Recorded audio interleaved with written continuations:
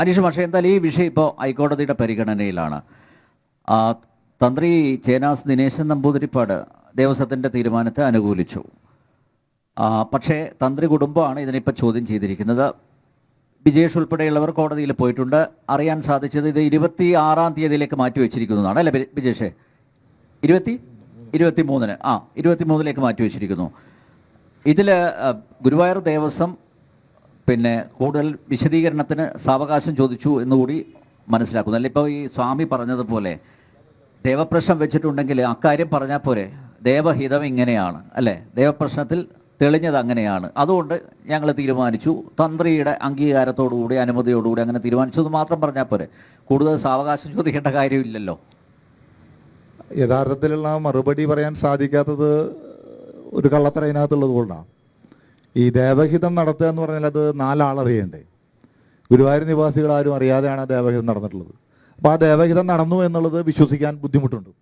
അതുകൊണ്ട് തന്നെയാണ് കോടതിയിൽ സത്യവാങ്മൂലം കൊടുക്കാൻ ദേവസ്വത്തിന് സാധിക്കാത്തതും.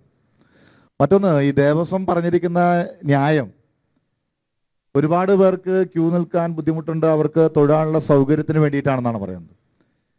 ശുദ്ധാസംബന്ധമാണത്. ഏകദേശം 1,00,000 ആൾക്കാരെങ്കിലും ഈ ഏകാദശി ദിനത്തിൽ ഗുരുവായൂരിൽ വരും. എല്ലാവരും ഭഗവാനെ നേരിട്ട് കണ്ട് തൊഴാൻ സാധിക്കാറില്ല. പക്ഷേ ഏകാദശി വിളക്കോ തിക്കോ തിരക്കോ എന്നാണ് പ്രയോഗം തന്നെ. ഈ ഔട്ടർ റിംഗ് റോഡ് ഉൾപ്പെടെയുള്ള ഭാഗം കൊണ്ട് മുതോട്ടൂരും മുകളിൽ പിടിച്ചു കഴിഞ്ഞാൽ ജനങ്ങൾ ഒഴുകുകയാണ് ഗുരുവായൂരിലേക്ക്. ഒഴുക്കാണത്. ആ ഒഴുക്ക് 1,00,000 കവിഞ്ഞു പോകും. ഇത് അങ്ങോട്ട് പോയാലും കോട്ടപ്പടി ഭാഗത്ത് പിടിച്ചാലും അങ്ങനെ തന്നെയാണ്, ചുവലൂർപ്പടി ഭാഗത്ത് പിടിച്ചാലും നമ്മുടെ ഈ പരിസരത്തുള്ള ഒരു 3-4 കിലോമീറ്റർ പരിധിയിലുള്ള റോഡുകൾ മുഴുവൻ തിങ്ങി നിറഞ്ഞ ആൾക്കാർ ഒഴുകി വരികയാണ് ക്ഷേത്രത്തിലേക്ക്. എല്ലാവരും നേരിട്ട് വന്ന് ഭഗവാനെ തൊഴാറില്ല. പക്ഷെ ആ മണ്ണ് ചവിട്ടി പോകുക എന്നുള്ളതാണ് ആ ഓരോ ഭക്തൻ്റെയും ആവശ്യം. ഇവിടെ ഭഗവാനെ തൊഴാൻ കയറുന്ന ഒരാൾ മിനിമം ഒരു മിനിറ്റിൽ 2 ആളൊക്കെയല്ലേ തൊഴാൻ സാധിക്കുള്ളൂ. അതിൽ കൂടുതൽ തൊഴാൻ സാധിക്കും ഗുരുവായൂരപ്പന്. ഒരു കണക്കില്ലാതെയാണ് ദേവസ്വം എന്ന് പറയുന്നത്. 1 മിനിറ്റെങ്കിലും വേണം. വേണ്ട, 1 മിനിറ്റ് 2 ആൾ തൊഴുന്നു വിചാരിച്ചോളൂ. അങ്ങനെയാണെങ്കിൽ 60 മിനിറ്റിൽ 120 പേരെ തൊഴുക. 2 മണിക്കൂറിൽ 240 ആൾക്കാർക്ക് തൊഴാൻ പറ്റുള്ളൂ. ഈ ലക്ഷക്കണക്കിന് ആൾക്കാർ ഗുരുവായൂർ അമ്പലത്തിൽ വന്ന് ഈ മണ്ണ് ചവിട്ടി പോകുന്നു. തൊഴാൻ അവർ നിർബന്ധിക്കപ്പെടുന്നില്ല. കാരണം ഭഗവാന്റെ മണ്ണിൽ അന്ന് ചവിട്ടുക എന്നുള്ളതാണ് പുണ്യം. അതാണ് പുണ്യം. പക്ഷെ ഇവിടെ ദേവസ്വം പറയുന്നത് ഈ 120 പേർക്ക് അല്ലെങ്കിൽ 240 പേർക്ക് കൂടി കടക്കാനുള്ള സൗകര്യത്തിന് വേണ്ടിയിട്ടാണ് ഇത് ചെയ്യുന്നതെന്നാണ് പറയുന്നത്. അപ്പൊ ഈ ബാക്കി ഒരു ലക്ഷക്കണക്കിന് ആൾക്കാർ എന്ത് ചെയ്യും? എന്തെങ്കിലും പ്രായോഗികത ഉണ്ടോ ദേവസ്വം ആ പറയുന്നതിനകത്ത്? അപ്പോ ഇപ്പൊ തൊഴുതുകൊണ്ടിരിക്കുന്നതിനേക്കാൾ കൂടുതൽ ഒരു 240 പേർക്ക് കൂടെ തൊഴാനുള്ള സൗകര്യത്തിന് വേണ്ടിയാണ് ഈ പൊറാട്ട് നാടകം ദേവസ്വം കളിക്കുന്നത് എന്ന് പറയുമ്പോൾ അവരെ ആചാരത്തിന്റെ മേലെ എന്ന് പറയുന്നതിനേക്കാൾ ഉപരിയായിട്ട് ഈ അനുഷ്ഠാനത്തിനെ കടക്കൽ കത്തിവെക്കാനാണ്. ഇത് ഭൂലോക വൈകുണ്ഠമാണ്, ഭഗവാന്റെ മണ്ണാണിത്. ഭഗവാൻ ഇരുന്ന് അരുളുന്ന ഒരു സ്ഥലമല്ലേ. അവിടെ ഏറ്റവും നന്നായി പറയാറുണ്ട് ഈ സ്ഥലത്തിന്റെ പ്രത്യേകതയെക്കുറിച്ച്. എല്ലാവരും പറയുന്നതല്ലേ, ശങ്കരാചാര്യ സ്വാമികളുടെ നിർദ്ദേശത്തിൽ പൂജാവിധികൾ നടക്കുന്ന ഒരു ക്ഷേത്രം. അത്രയും ഭവ്യതയോടെ കാണുന്ന ഒരു പ്രദേശത്ത്, ആ ക്ഷേത്ര സങ്കേതത്തിനകത്ത് ഇതുപോലൊരു തൊട്ടുന്യായം പറഞ്ഞുകൊണ്ട്, ഒരു തൊടുന്യായമാണിത്. ഇപ്പൊ തൊഴുന്നതിനേക്കാൾ ഒരു 200 പേർ കൂടുതൽ തൊഴാൻ വേണ്ടി ഇങ്ങനെ ഒരു ഏർപ്പാടിന് വേണ്ടിയിരുന്നില്ല. അപ്പൊ കാര്യം അതല്ല. അല്ല, ഭഗവാനെ ദർശിക്കാനായില്ല എന്ന് പറഞ്ഞ ഏതെങ്കിലും ഒരു വിശ്വാസി ബഹളം വെച്ചതായിട്ട് പറഞ്ഞിട്ടില്ല. ഞാൻ പറഞ്ഞല്ലോ, ഈ ഏകാദശി നാളിൽ ഭഗവാന്റെ അടുത്ത് വന്നു പോകുക എന്നുള്ളതാണ്. അത്ര മാത്രമേ ഉള്ളൂ. എല്ലാവർക്കും നേരിട്ട് തൊഴാൻ സാധിക്കില്ലെന്ന് ഭക്തന്മാർക്കറിയാം. ഇത് ഏത് ഭക്തന്മാർക്ക് വേണ്ടിയിട്ടാണ് ഇവർ നിശ്ചയിക്കുന്നത്? ഈ അനുഷ്ഠാനത്തെ എന്ന് പറഞ്ഞാൽ ശങ്കരാചാര്യ സ്വാമികൾ തുടങ്ങി വെച്ചിട്ടുള്ള ആ ആചാരത്തെ, ആ അനുഷ്ഠാനത്തിനെ അട്ടിമറിക്കുക എന്നുള്ള മാത്രമാണ് ദേവസ്വത്തിന്റെ സുചിന്തിതമായിട്ടുള്ള ചിന്ത എന്നാണ് ഞാൻ മനസ്സിലാക്കുന്നത്. അതല്ലാതെ ഇതിനകത്ത് ഭക്തന്മാർക്ക് വേണ്ടി എന്ന് പറയുമ്പോൾ ഒരു അണ്ണുവിട പോലും ഭക്തന്മാർക്ക് വേണ്ടി അവർ നിലകൊണ്ടിട്ടില്ല. ഇന്നേ വരെ ഉണ്ടായിട്ടുമില്ല.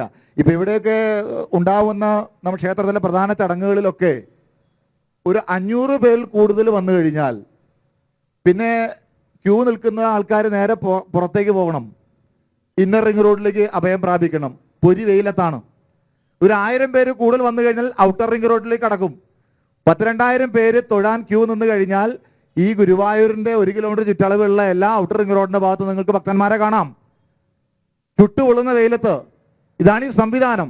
ഇത് ഇത്രയും കാലമായിട്ട് ദേവസ്വം കണ്ടിട്ടില്ല. അല്ല പക്ഷേ ഈ ഭക്തരുടെ വൈഷമ്യം കാരണമാണ്, അവർക്ക് ഉണ്ടാകുന്ന ബുദ്ധിമുട്ട് കണക്കിലെടുത്തുകൊണ്ടാണ് ഇത് മാറ്റി എന്നാണല്ലോ പറയുന്നത്. അതെ അതെ. പക്ഷേ ഈ ഗുരുവായൂരിൽ എത്തുന്ന ലക്ഷോപലക്ഷം ഭക്തജനങ്ങൾക്ക് എന്ത് സൗകര്യമാണ് ദേവസ്വം?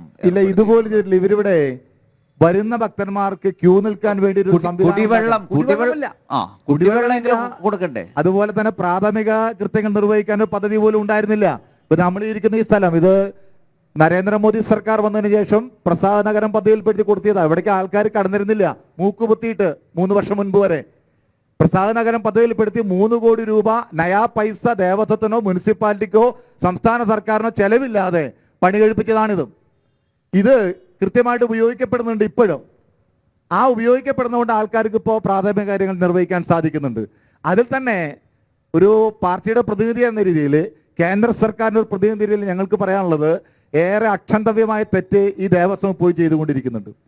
100 കോടി രൂപയാണ് പ്രസാദ നഗരം പദ്ധതിയിൽ പെടുത്തിയിട്ട് കേന്ദ്ര സർക്കാർ ഗുരുവായൂരിന് കൊടുത്തിരിക്കുന്നത്. അതിൽ 43 കോടി രൂപയെ ഇതുവരെ ഇവർ ഉപയോഗിച്ചിട്ടുള്ളൂ. അതിൽ ദേവസ്വത്തിന് മാത്രം മൾട്ടി ലെവൽ പാർക്കിംഗ് കോംപ്ലക്സ് എന്ന രീതിയിൽ 25 കോടി രൂപ ദേവസ്വത്തിന് നേരിട്ട് കേന്ദ്ര സർക്കാർ കൊടുത്തതാണ്. 5 ലക്ഷം രൂപ സുരക്ഷാ ക്യാമറകൾക്ക് വേണ്ടിയിട്ടും. ബാക്കി പൈസ ഇത് മുനിസിപ്പാലിറ്റി കൊടുത്ത ഈ 3 കോടി രൂപ ടൂറിസ്റ്റ് അമ്യൂണിറ്റി സെന്റർ, തൊട്ട് തെക്കേനടയിൽ കാണുന്ന പ്രൈവറ്റ് ബസ് സ്റ്റാൻഡിനടുത്തുള്ള ടൂറിസ്റ്റ് ഫെസിലിറ്റേഷൻ സെന്റർ 10 കോടി രൂപ ചെലവിൽ. ഇതൊഴിച്ചു കഴിഞ്ഞാൽ ഈ 43 കോടി രൂപയുടെ പദ്ധതികളാണ്.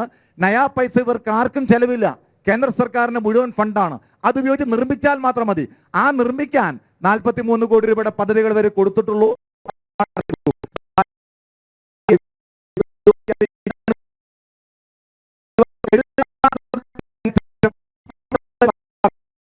കേന്ദ്ര സർക്കാർ ആണെങ്കിൽ കേന്ദ്ര സർക്കാർ പോലും നടത്തുന്ന പദ്ധതികളെ സമയാസമയത്ത് നടത്തിയെടുക്കാൻ ഇവർക്ക് താല്പര്യമില്ല.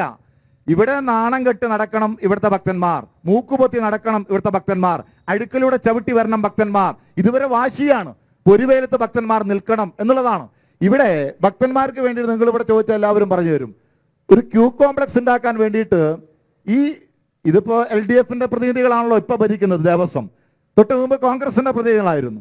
അവരുടെ കാലത്താണെന്നാണ് എൻ്റെ ഓർമ്മ. ഇവിടെ ക്യൂ കോംപ്ലക്സ് ഉണ്ടാക്കാൻ വേണ്ടിയിട്ട് എന്ന് പറഞ്ഞിട്ട് സ്ഥലം ഏറ്റെടുത്തു വരും.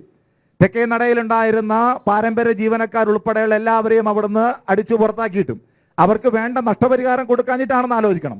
കാരണം ഭഗവാന്റെ പണമുണ്ട്. ഭഗവാന്റെ മണ്ണിൽ നിന്ന് കണ്ണീരോടെ ഇറങ്ങിപ്പോയ ഒരുപാട് പാരമ്പര്യക്കാരുണ്ട് ഗുരുവായൂരിന്റെ മണ്ണിൽ, ഇപ്പോഴും നഷ്ടപരിഹാരം കിട്ടാത്തവര്. അന്ന് അവരത് പുറത്താക്കുമ്പോൾ ദേവസ്വം പറഞ്ഞത് ക്യൂ കോംപ്ലക്സ് പണിയാനാണ്, വരുന്ന ഭക്തന്മാർക്ക് വേണ്ടി സൗകര്യം ഉണ്ടാക്കി കൊടുക്കാൻ വേണ്ടിയിട്ടാണ് ഞങ്ങളിത് അതിനുവേണ്ടിയാണ് നിങ്ങൾ ഒഴിപ്പിക്കുന്നത് പറഞ്ഞാൽ ഒഴിച്ചു കളഞ്ഞത്.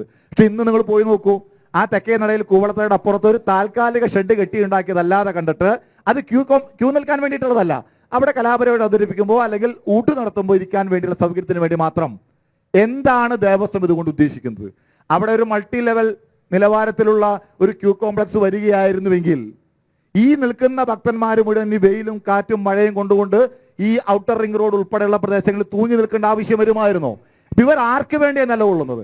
അതിന് പോലും ഇവർ തയ്യാറായിട്ടില്ല. എന്ന് പറഞ്ഞാൽ ഭൂമി വേണമെങ്കിൽ അവർ ഏറ്റെടുക്കും, അതവർ തരിശാക്കി ഇടും. ദേവസ്വത്തിന് വേണ്ടുന്ന തോന്നിയാസം മുഴുവൻ അവർ ചെയ്യും.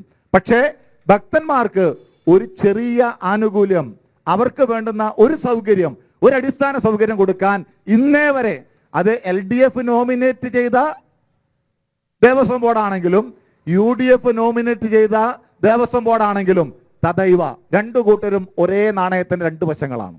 ഓക്കെ.